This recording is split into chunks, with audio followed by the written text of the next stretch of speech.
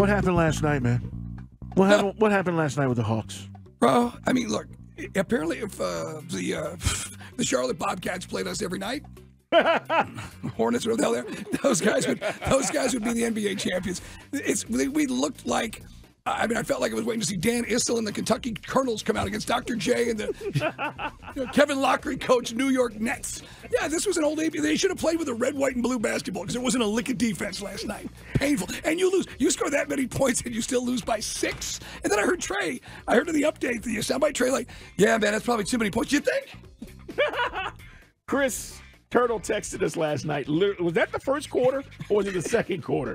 Whatever. First quarter. Chris says, dude, Hawks are on pace to give up $148. And I was like literally eating dinner, and I'm going, oh, come on, that's ridiculous. And then I turned the game on, and I'm like, he's not lying. They gave up 144.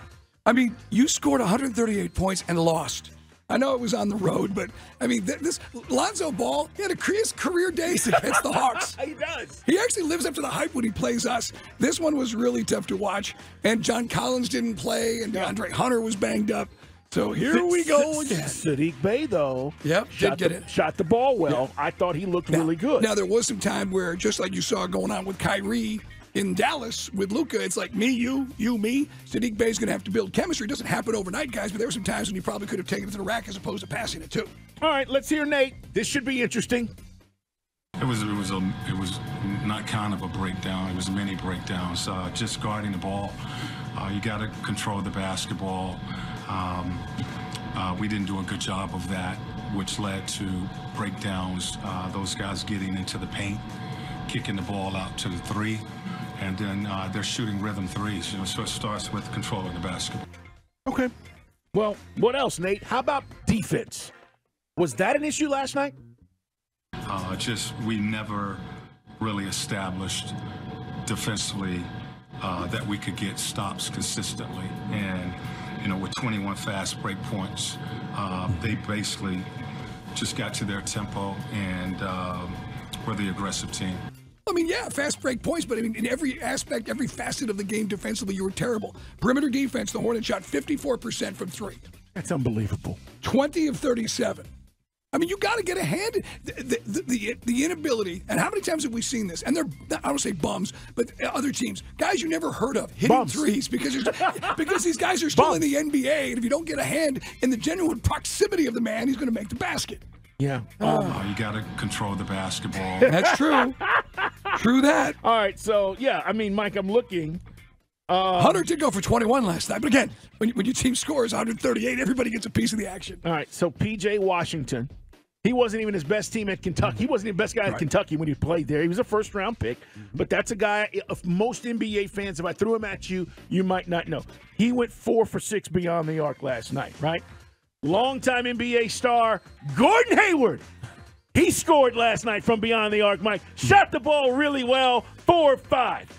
But Dennis Smith, if you love the Wolf Pack last night, if you didn't see it, 5 of 8 from the field. This is what we're talking about. And then Terry Rozier just loves to play us. Right.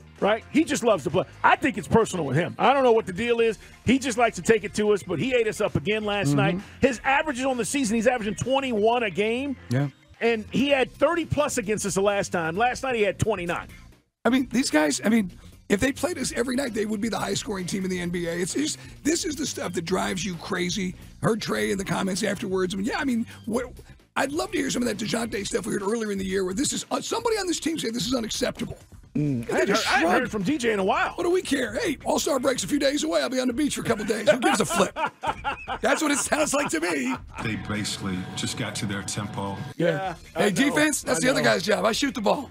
See you on the beach. Okay, real quick, and I know we got other stuff to get to, and we're going to talk about the NFL and our Blitz coming up here in 10 minutes.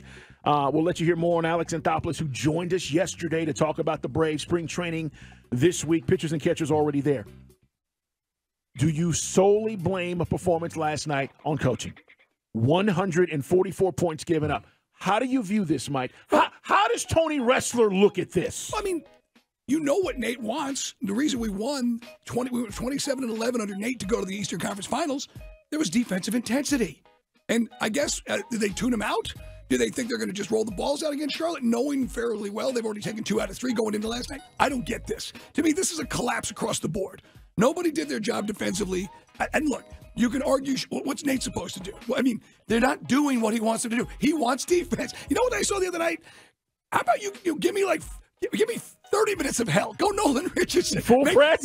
Put all the bums out there. Start all the second team and do that for a quarter, and they can learn from that. Then we get back to our normal nonsense. Full court press for 30 minutes. Well, it's the NBA. Give me 12 minutes of hell. All right.